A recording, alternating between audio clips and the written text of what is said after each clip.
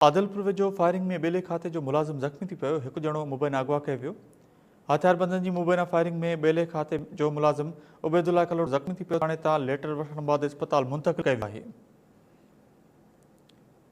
शहज़ाद कलोड़ो, नदीम, नेमतुल्ला कलोड़ो ऐं ॿियनि मूंखे वसीम कलोड़ो खे होटल तां अगवा कयो। ज़ख़्मी उबैदुल्ला कलोड़ो इल्ज़ाम लॻायो। ज़ख़्मी उबैदुल्ला कलोड़ो चयो त हथियारबंदनि मूंखे गोली हणी ज़ख़्मी करे फिटो करण बाद वसीम कलोड़ो खे खंबे खणी विया।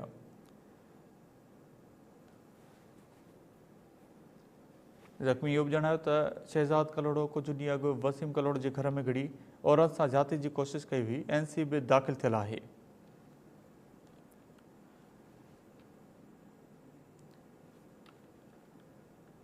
इन हवाले सां लाइन ते मौजूदु आहे माजिद कलवड़। जी माजिद कलवड़, तफ़सीली जो आदिलपुर ताणी लॻो आहे खडवारी, जिते कलोड़ा बिरादरी जी ॿिनि धुरनि में घर में दाख़िल थियण सां तकरार लड़ंदड़ हो। जिते गुज़िरियल जिते जेको आहे त उबैदुल्ला जेको बेले खाते सरकारी मुलाज़िम आहे, वसीम कलोड़ो आहे, जंहिंखे जेको आहे त सफदर कलोड़ चंगुड़ानी होटल तां जेको आहे त मुबैना तौरु जेको आहे अगवा करे खणी विया। जंहिं बाद संदसि रस्ते में ई संदसि हिकु ॼणे उबैदुल्ला कलोड़े खे ज़ख़्मी करे फिटो कयो। हिन मौक़े ते ज़ख़्मी उबैदुल्ला कलोड़े मीडिया सां ॻाल्हाए चयो त वसीम कलोड़ो कुझु ॾींहं अॻु आदिलपुर थाणे ते NC दाख़िल कराई हुई, जंहिं ते जवाबदार शहज़ाद कलोड़ो ऐं ॿियनि ते हिन NC दाख़िल कई। जवाबदार शहज़ाद कलोड़ो घर में दाख़िल थी संदसि घरवारीअ सां ज़बरदस्ती करण जी कोशिशि कई, जंहिं ते शाहिदी तौरु नालो आहे, जंहिं ते जवाबदार मूंखे ऐं फिरादी की वसीम कलोड़ो खे होटल तां खणी विया ऐं मूंखे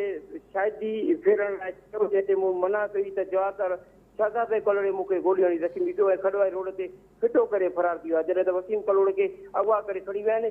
ज़ख़्मी उबैदुल्ला कलोड़े चयो त जवाबदार शहज़ाद कलोड़, नदीम कलोड़ो ऐं नेमतुल्ला कलोड़ो ऐं अटकल 15 खां मथे जेका माण्हू हुआ असांखे जेको आहे होटल तां अगवा करे खणी विया। तंहिं खां पोइ मूंखे जेको आहे त ज़ख़्मी करे विया, जॾहिं त वसीम खे अगवा करे खणी विया आहिनि।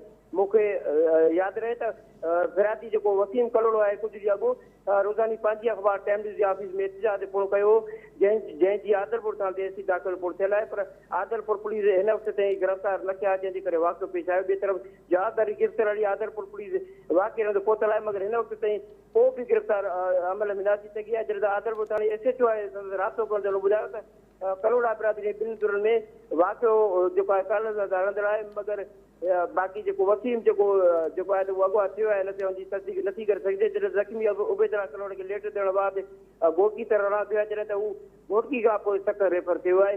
हुन जेको आहे त वसाल खां जेको आहे त उबैदुल्ला कलोड़ ऐं अपील कई आहे त जवाबदार गिरफ़्तार करे मतिलबु FIR दाख़िल करे असांखे ताब इंसाफ़ फराहम कयो वञे। जी